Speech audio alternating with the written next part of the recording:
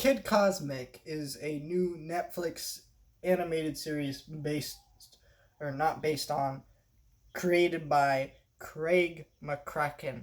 And if you don't know this cartoon creator, he created Foster's Home for Imaginary Friends, the original Powerpuff Girls series, Wander Over Yonder. This guy has some street cred.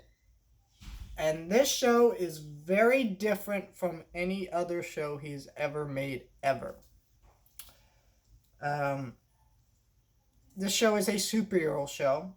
And it's like, the way I would say it is, it's like Green Lantern, okay? It's about this kid it's like a mixture of Ben 10 and Green Lantern. Because you got a kid, he finds a ring, and it gives him powers. But unlike Green Lantern, where he can kind of do whatever, and make whatever, each ring has a specific power to whoever wields it. And he ends up building a team of people to help fight off alien invaders who want these rings and want to destroy the planet. And why I say it's very different is because there is humor in this show. It does have kind of a comic book art style. It's actually a really beautiful art style. It has so many dynamic poses and things that they can do with it. It's actually beautiful. And it has similar things that we've seen in other shows like the Powerpuff Girls, Foster's Home for Imaginary Friends. It's 2D. This one's more of a mixture with 3D though.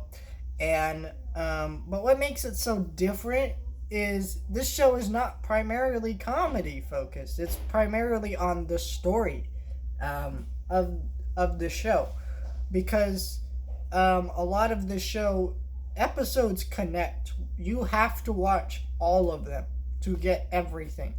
There is no to get the full picture. It is a story focused cartoon, which was never something that he did before. He attempted it a little bit with Wander Over Yonder, which did not work out because the show was canceled before he could really, really do that. But this show did do that and did a great job at it. And I think but the only issue I have with it is where it's being aired. Netflix has been known recently to cancel shows that don't take off on their platform immediately and not give them time. And this is a show that I could see having that fate, because this show does take a little bit to get into and get used to the style. First of all, it's shot in a mockumentary kind of style at first, within the first, at least how the camera kind of moves, and the way everything's set up in the first few episodes does take a little bit of getting used to. But once you get used to it and get into the style, it's a great series and you'll really enjoy it. I think from the trailers, a lot of people expected it was just going to focus on this kid, but no, it actually focuses on multiple characters that have powers. And we got, Kid Cosmic, our main character, he has the power to fly. We have teleportation girl. There's the cat who can see the future. We have the old man who can switch into multiple what would you call that? Where he can make duplicates basically. And then we have the 4-year-old kid who can grow super large, and it focuses on that and does a great job in it. And that's how each episode connects, is that you have the setup and then you meet other characters that slowly become part of the team, and then they try to work together, and then they have to deal with alien threats and things like that. And it really, really does work, but it takes some getting used to. And it's a fun show. There's some great humor as always with Craig McCracken's work, but like I said, it's not the focus here.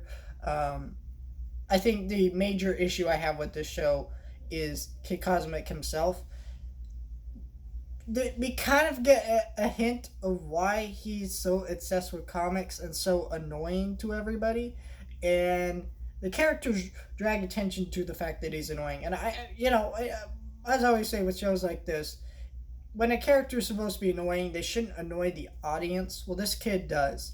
Um, he constantly makes rash, selfish decisions. He constantly changes his mind of it's like a comic book. It's not like a comic book, and then it gets a little irritating. He's just loud, and unlike the and all the other characters seem to have more sense to them, except for like the literal 4 year olds. So,